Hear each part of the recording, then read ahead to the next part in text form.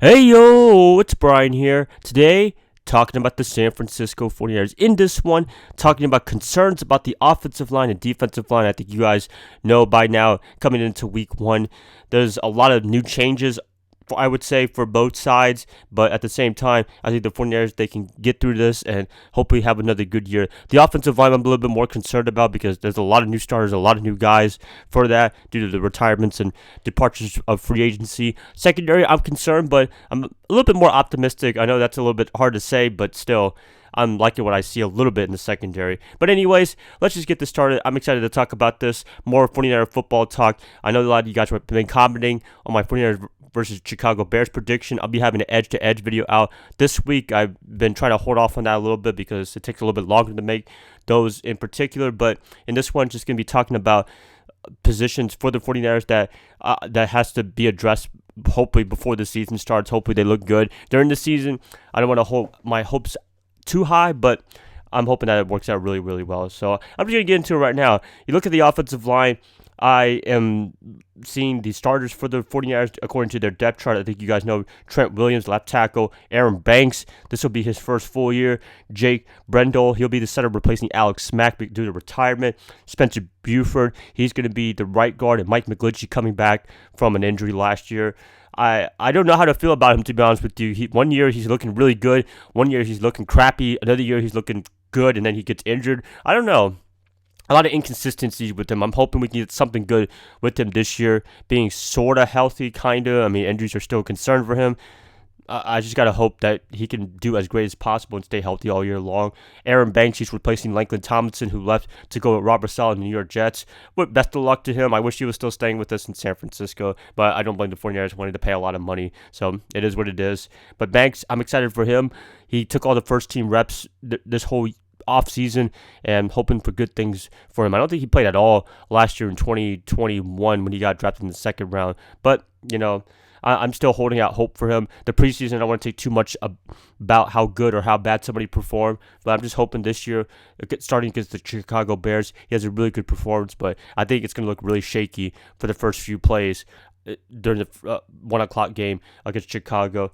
Jake Brendel and Spencer Buford, new guys as well. So that's like about 3 guys starting brand new for the 49ers in this offensive rotation. Mike McGlinchey, you want to count him for being injured? Yeah, so 3.5 if McGlinchey hadn't played for the past few years now with the 49ers. Trent Williams is the guy that's only been there the longest, and he only been there for like a year or two, but he just got paid at the highest offensive paid lineman in NFL history. He definitely deserves it. He's called the Silverback for no reason. He's a great guy, and he's a great left tackle for the 49ers. When he first started for the 49ers, I was a little concerned.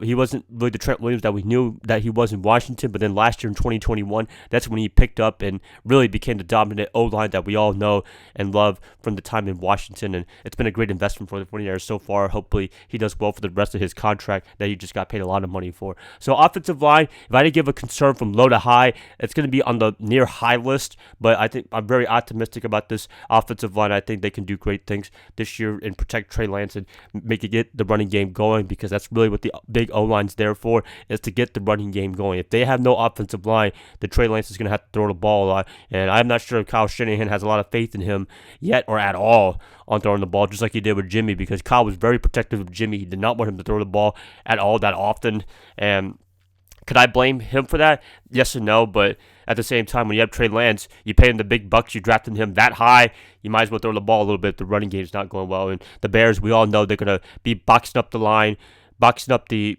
whatever you want to call for the running backs, and Trey Lance is going to be throwing the ball just a little bit more than usual, and pretty much every game, unless the O-line can just absolutely dominate and take over the game like they did in 2021 for the most part. So I was excited to see and interested to see how it goes. But the offensive line, they have to work it up together, and I think they'll do good, but I am a little bit concerned coming into this game and coming to the rest of the season. Another thing to be concerned about, as I said, the secondary. I think looking at the positions, I mean, we have talented guys. Emmanuel Mosley, we know what he's about. Talanoa Hufanga, he's going to be making his first full start after Jaquiski Tartt left for free agency, and he's still a free agent now because he just got cut by the Philadelphia Eagles. I think Jimmy Ward's going to be out for a little bit, and Charvarius Ward from Kansas City, I think he's going to be starting maybe if he's healthy. I heard he had a little bit of sprain or whatever like that. So hopefully he's ready to go by week 1 this week. Ward, I think he's going to be out for a while, which is unfortunate. So Greg Odum might be taking his spot. Oh, I don't know. I think this could be a decent secondary. I think they've learned and grown from playing last year and struggling early on and then playing really well at the end of the season. You look at Ambry Thomas, man, he was just getting burned like a fly really early on in the season. And the one against the Bengals, Jamar Chase, man, he just could not catch up with him at all. But then he really caught on at the end of the season, and he had a nice interception to get us into the playoffs. And he's been playing well for the most part after that. I have very high hopes for him. We just had to be a little bit patient with him. I was almost in the train of let's get rid of this guy. He's not really working out, but patience is a virtue, and the 49ers were rewarded definitely last year with an NFC Championship appearance. Well, not all because of him, but you know what I mean. He was a big contributor to the end of the season, to the big resurgence, and being able to make the playoffs and all the way to the championship game.